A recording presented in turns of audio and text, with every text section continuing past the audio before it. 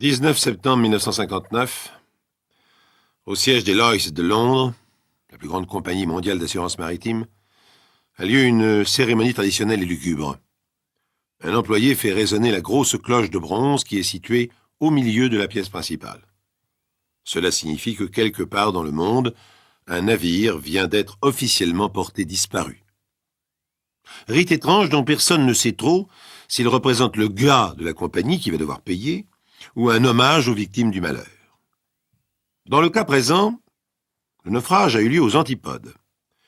Il s'agit du caboteur l'Albatros, coulé au large de Brisbane, non loin des côtes australiennes, le 2 août précédent. C'est son capitaine, Matthew Simmons, qui fait partie des rescapés, qui a informé officiellement la compagnie. Il y a 8 disparus. Pendant quelques secondes, au siège des Lloyd's de Londres, les voix se sont tues. Un moment de silence accompagne le tintement grave de la cloche. Un naufrage, c'est toujours un événement tragique, même si, professionnellement, les assureurs y sont habitués. Mais, si tous les naufrages sont tragiques, certains sont franchement atroces.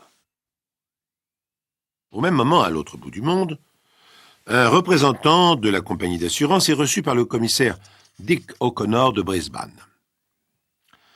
« Voilà, commissaire, nous avons des doutes sérieux sur le naufrage de l'Albatros. Nous demandons une enquête. » Le naufrage de l'Albatros, toute la presse locale en avait parlé.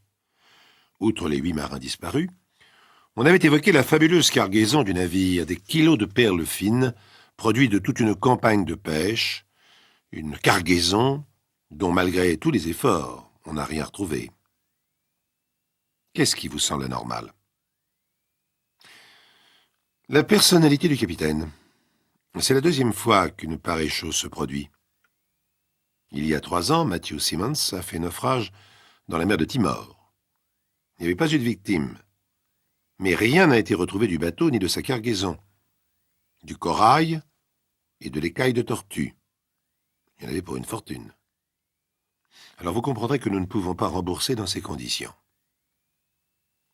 Dick O'Connor comprend parfaitement et décide de rendre visite sans plus attendre au capitaine Matthew Simmons.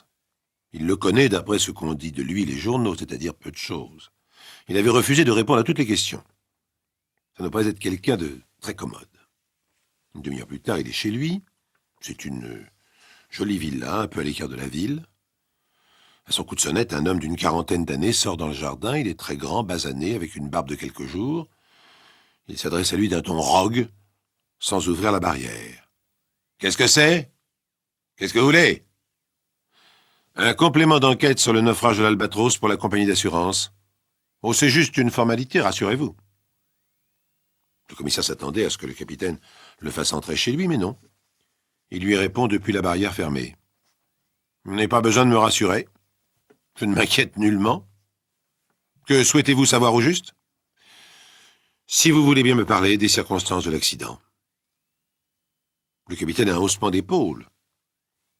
Il commence de mauvaise grâce. C'était le 2 août, comme vous le savez déjà. C'était une fameuse tempête, comme j'en ai rarement connu dans ma vie. Nous rentrions de notre pêche.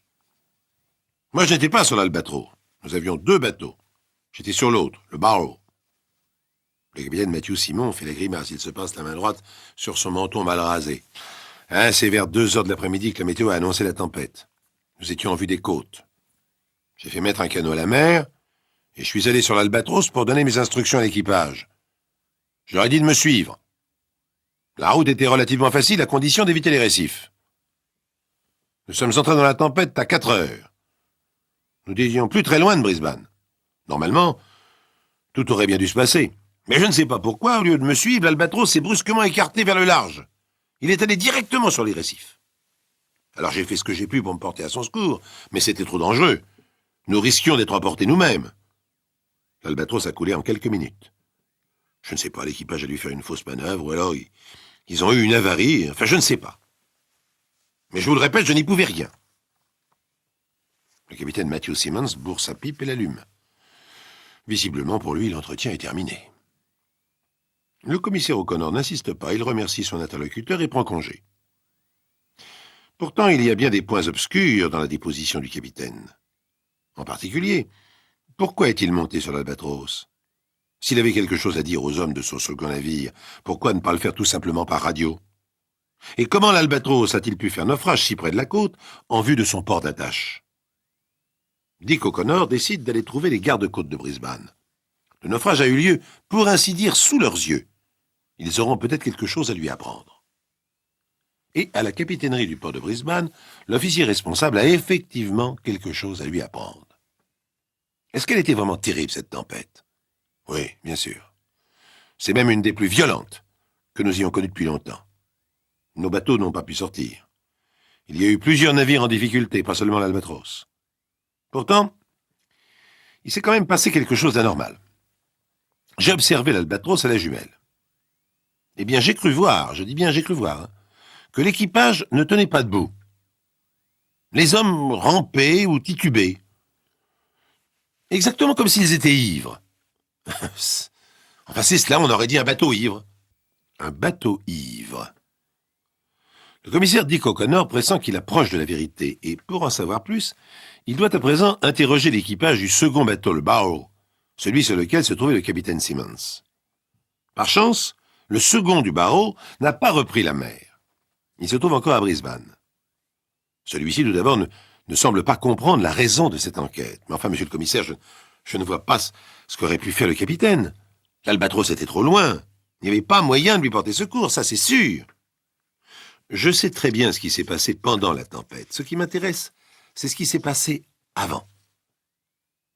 Le second du capitaine Simmons a un regard d'incompréhension. Avant? Mais il ne s'est rien passé, aussi. Par exemple, 2 heures avant la tempête, Matthew Simmons est monté à bord de l'Albatros. Il voulait parler à l'équipage, et pourtant sur les 2 bateaux, il y avait bien la radio. Le marin répond d'un ton d'évidence, bien sûr, mais le capitaine voulait leur donner lui-même ses instructions aux gars. Et puis, il leur a apporté 4 bouteilles de rhum. C'était pour qu'ils en prennent un petit coup avant la tempête. Les pauvres, ils ne savaient pas que ça allait être leur dernier verre. Dites-moi, ces bouteilles, dans quoi les a-t-il emportées? Le second de Matthew Simmons ne voit visiblement pas où le commissaire veut en venir. Dans un sac, pardi. Un sac de marin.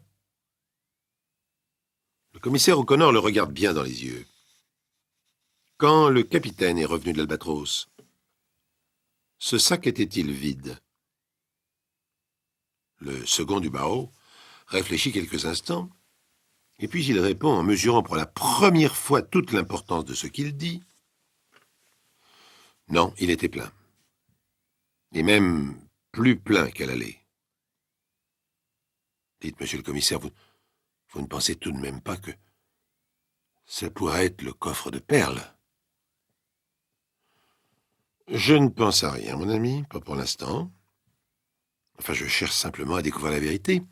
Maintenant, je vais vous demander de faire encore un effort. Est-ce qu'il s'est produit, pendant que vous étiez en mer, un incident même apparemment sans importance? Essayez de vous rappeler, ça peut être capital. Le second du capitaine réfléchit de nouveau. Après quelques minutes de réflexion, il dit d'une voix hésitante: « Bah ouais, il s'est bien passé quelque chose. Sur le moment, j'y avais pas prêté attention. C'est moi à bord qui avais la responsabilité de la pharmacie. Le 2e jour, quand j'ai ouvert l'armoire aux médicaments, le flacon de morphine avait disparu. J'en ai parlé au capitaine, et il m'a répondu que je m'étais trompé, qu'il n'y avait jamais eu de morphine à bord. Et pourtant, moi, je suis certain qu'elle a disparu. » Le commissaire Dick O'Connor remercie le second du Barrow, et il en sait assez, il a compris. Il se trouve devant un crime particulièrement ignoble. En prenant au volant de sa voiture le chemin de la jolie villa de Matthew Simmons, il revoit mentalement ce qui s'est passé pendant cette journée fatidique du 2 août 1959. À 2 heures de l'après-midi, le capitaine apprend par la radio qu'une tempête est imminente. Il l'espérait certainement avant, car l'Albatros et son propre navire sont tout près des côtes. N'importe. Il décide de tenter tout de même le coup. Que ne ferait-on pas pour une petite fortune en perles fines? Il se fait transporter sur l'Albatros en canot, soi-disant, pour donner ses instructions aux marins. En fait, il emporte dans son sac 4 bouteilles de rhum auxquelles il a mêlé la morphine qu'il a volée dès le départ. Sur l'Albatros, il parle aux 8 hommes et leur conseille de boire une bonne rasade d'alcool pour se donner du courage avant la tempête. Ensuite, il descend dans la cale, prend le coffret qui contient les perles, le met dans son sac et repart sur le barreau. Et il abandonne les 8 hommes de l'Albatros à une mort certaine. Ils ont tous bu du rhum. Dans quelques minutes, la tempête va se lever. Dans quelques minutes, ils seront drogués, incapables de manœuvrer, livrés à la mer, victimes immanquables de la tempête. Oui, quand le garde-côte l'a observé la jumelle, l'Albatros était bien un bateau ivre, dont le malheureux équipage n'avait plus aucune chance de survie. Le commissaire Dick O'Connor est arrivé devant la belle villa du capitaine. Cette fois, il ne va pas s'embarrasser de politesse. Sa main serre même son revolver à l'intérieur de son imperméable. Il s'attend à tout de la part d'un marin qui a livré à la noyade 8 autres marins. Personne ne répond à son coup de sonnette. Sans attendre, le commissaire franchit d'un bond la barrière. Revolver au poing, il s'avance dans le jardin avec précaution. Et c'est alors qu'il remarque que la porte d'entrée de la villa est ouverte. Pris d'un brusque pressentiment, il se précipite. Il n'a pas grand chemin à faire. Dans la salle à manger, sur le plus grand fauteuil, le capitaine Matthew Simmons est affalé. Sa tête penche légèrement sur le côté, là où sa tempe porte un trou béant et rouge. Sur le sol, un revolver. Sans doute avait-il su que le commissaire avait interrogé son second et que la partie était perdue pour lui. La compagnie d'assurance n'a pas remboursé. L'affaire a été close. Pourtant, les employés des Lloyds ne sont pas prêts d'oublier le bruit lugubre de la cloche qui a annoncé un jour de septembre 1959 le naufrage de l'Albatros, quelque part à l'autre bout du monde. Un dernier détail.